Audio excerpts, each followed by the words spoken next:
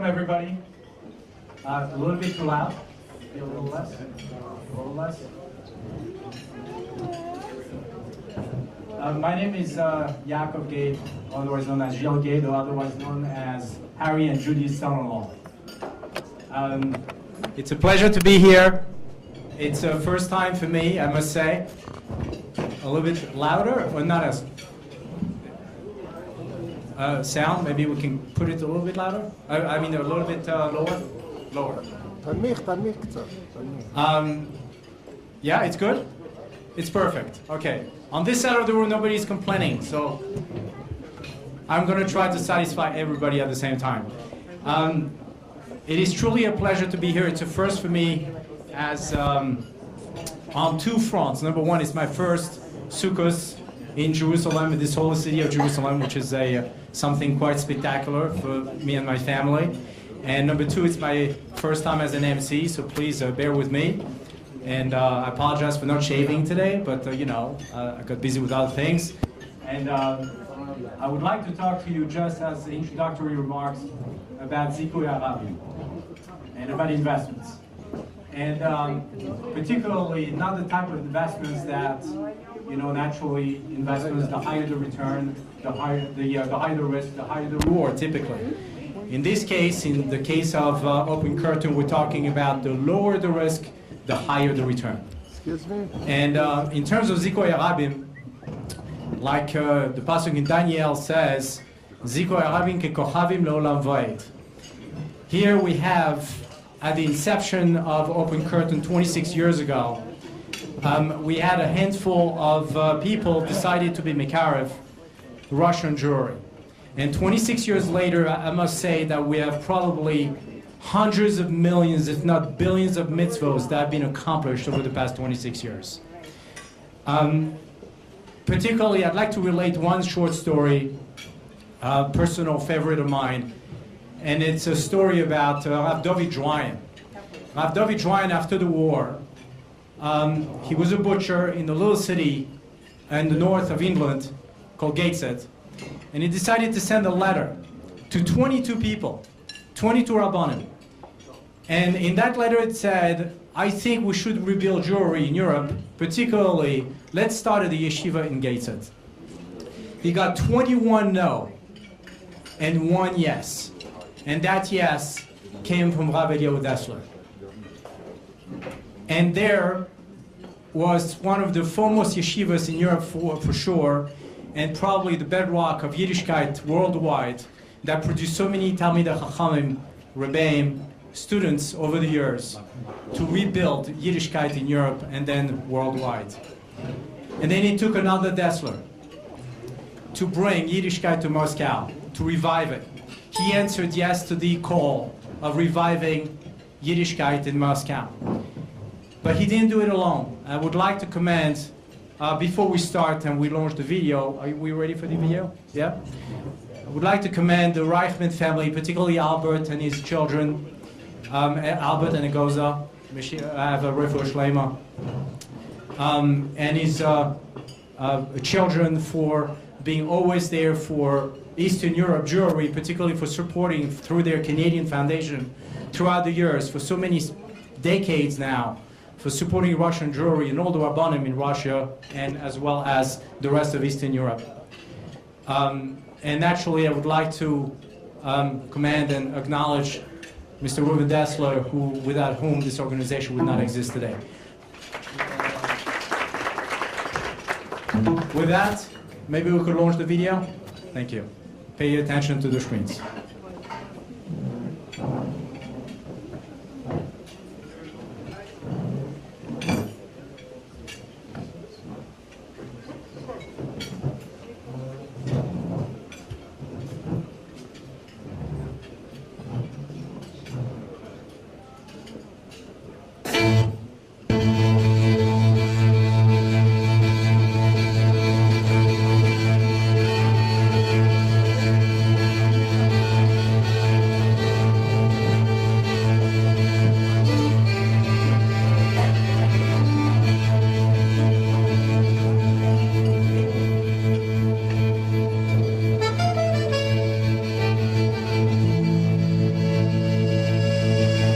year out for the past 15 years of its existence, which is where it all starts.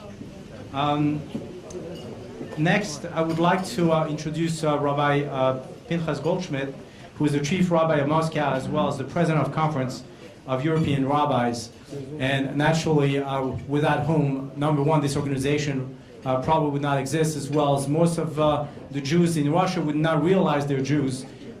In addition, I would like to acknowledge his rebbitzin for Mrs. Dara Goldschmidt for being the founding principal of Etz Chaim School. And as the saying goes, but Mark Twain says, behind every great man stands a very surprised mother-in-law. Naturally, a great wife as well.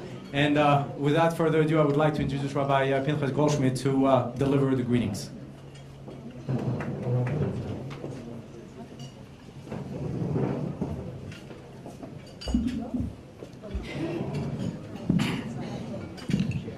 Rabbi Yisrael, good evening, good morning. It's great to be with you together this year.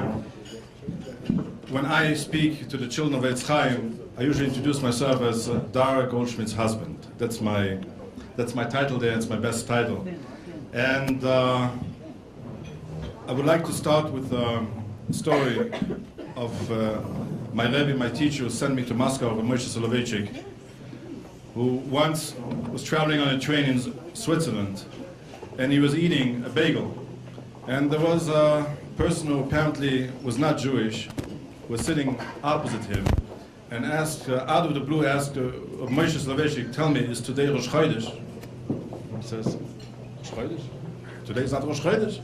So why do you think today is Rosh Chodesh? He says, my mother is Jewish. My mother used to make bagels on every Rosh Chodesh. And this, he thought that today was Rosh Chodesh. Why am I telling you this story tonight?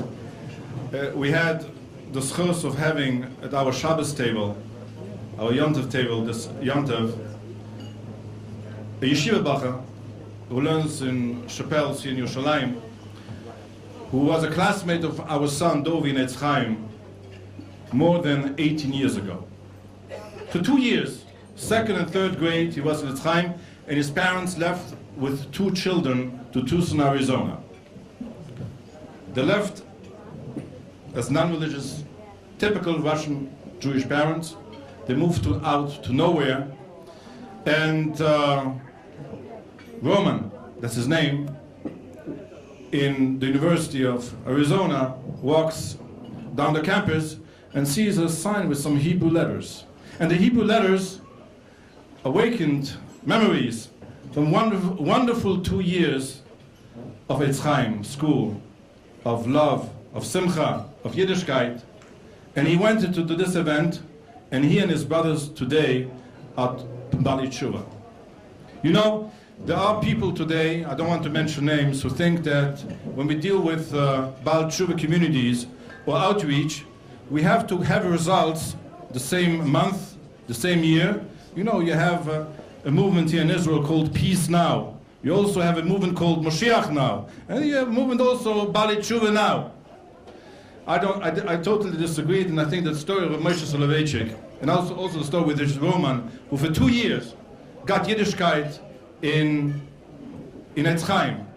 And only after 16 years later, when he walked down the campus in Arizona, and he saw the Hebrew letters, all the words, all the Torah, all the Yiddishkeit he got years back, awakened and brought him totally back to Yiddishkeit. And he and his brothers are today B'nai Torah, living here in Yerushalayim.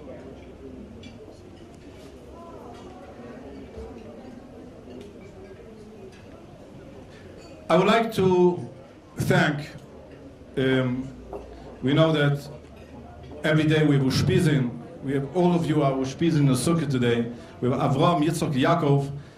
By Yitzchak, it was Gevura. We have with us Rabbi Lander, the son of our late esteemed, very close friend of Russian Jewry, Rabbi Dr. Bernard Lander, who passed away, who started the program in New York.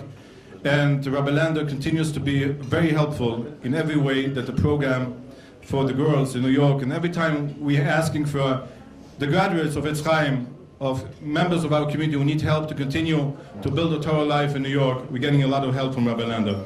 Yasher koach, and thank you very much. I would like also to mention that Rav Betzalel Mandel, Brei Kare Davur, a wonderful young man who is a director of the Kol, together with we have here the past Rosh Yeshiva of Alei Yaakov, we have the ex-Rosh Kollel, we have Rabbi Yoshevitz, we have Rabbi Kamenetsky, and today's new Rosh Kollel of Avner Cohen, all Gdolei Torah. Rabbi Betzalel was appointed a month ago to become the co-director of the Moscow Jewish community in charge of all the religious programs of the Moscow Kehillah. And this is in recognition of the wonderful work which he has done together with Operation Open Curtain throughout these years. And his appointment is going to be a great chizuk for the Kehillah. I would like to close with, I think it's the first time in history, Harry didn't ask me to speak less than I want to speak. You speak less anyway. Okay, anyway. I would like to thank Operation Open Curtain. I would like to thank Reuven Dessler and his wife, and Harry and his wife, and I understand that Neil Nissel is today represented by his daughter, and the extended Reichman family led by Mr. Albert Reichman for their ongoing support and connection and help for the Moscow community, for Yiddishkeit in Russia. And the payers are wonderful. As I mentioned in the video, we're going through very turbulent times. The sanctions are working. Putin today called back 17,000 soldiers from the border of Ukraine. However, it's very bad for business. And it's very bad for business in Russia. And I tell all the Russian mosters in Russia, it's time to go back to America and raise money in America again. So here we are in Yerushalayim together. And we're going through turbulent times, not only in Russia, but all over the world. So we are today together in Hasukah Achas, Kol Ezach B'Yisrael, Yeshu Basukas. We are all together. HaKadosh Baruch Hu give that this coming year should be a year with less turbulence, with more shalom, and that we'll be able, each one of us, to do the maximum in order to bring Mashiach b'mheira b'yameinu, amen. Thank you very much. Rolling down his eyes when he sees the kids singing at the tables. And we had the privilege to go to both the boy camp and the girls camp. It was absolutely mesmerizing. So that's where it all starts. And then he continues with the Benos Batya seminary program. And then he continues. Hopefully those kids get really into Yiddishkeit and they decide to come to America to learn a trade. And the organization was extremely privileged to naturally have the support of Mr. and Mrs. Mendy and Anita Klein throughout the years, without whom it would have been extremely difficult to carry the organization to that point. And then I would like to introduce the next speaker, which is Rabbi Donia Lander. We just heard Rabbi Goldschmidt mention the fact that over the past 8 years, Touro College has sponsored 100% for those girls, up to 20 to 25 girls annually, to come and study in Touro College. Now we have 2 boys studying next year in the next month. Altogether, we have 60 girls that studied in the institution over the past 8 years. We have 22 weddings, 10 grandchildren, and like I mentioned, 2 boys are studying next year in the next month to learn in the institution, which is absolutely phenomenal. Thank you very much. I would like to introduce Rabbi Lander, the Rosh Yeshiva, to say a few words.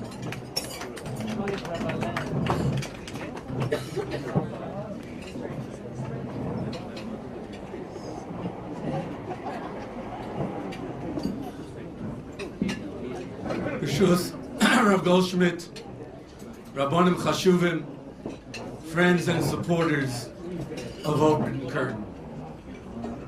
Thank you very much for the schus to address this Choshev Olam this evening, and to be able to join hand in hand with a group of inspired, devoted Askonim who believe in Nefesh, have been Mosa Nefesh, to remove the rubble of 70 years of communist rule and to plant the seeds for revival and renaissance of Torah true Yiddishkeit in the former Soviet Union. Rosh V'Rishon, amongst these Askonim, is my dear friend Reb Ruvain Dessler, whose own heart of gold has contributed the vitality and the growth to this most important enterprise. For me, this event is particularly meaningful. For Open Curtain Bichlal and Benos Batya program Bifrat was very dear to my father's, Olav Shalom's, own heart.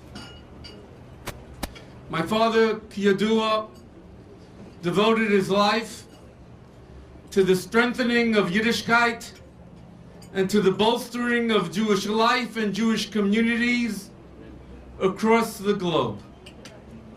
So when Rav Shmuel Kamenetsky Shalita approached my father with the following problem, that the Hatzlacha of the Open Curtain program is hitting a roadblock. The girls are becoming frum, but the parents are insisting that they remain in Moscow to attend university, and Chilul Shabbos is mandatory. What can my father do? Rav Shmuel asked for mana, my father responded with Masayim. Not only was complete tuition waived, but Torah College also took on the achrayus of arranging for an name bias to mother these young women. My father was moved by the young women of Benos Batya, and they in turn were touched by his dreams, vision, and commitment and belief in the nitzchias of Klal Yisrael. The Meshech Chochmah points out that the mitzvah of Sukkah is a mitzvah which is neged hateva. After much toil in planting and plowing and harvesting and gathering, one would expect that there would be an enjoyment of one's labor and the comfort of one's home. But the Torah commands otherwise. Say midiras keva, v'shev b'diras haroy. This mitzvah is counterintuitive. It is neged hateva. What is the reason for this telling observation of the Meshech Chochmah? I would suggest the following hesber. Yetzias Mitzrayim was a period of time in which Nisim abounded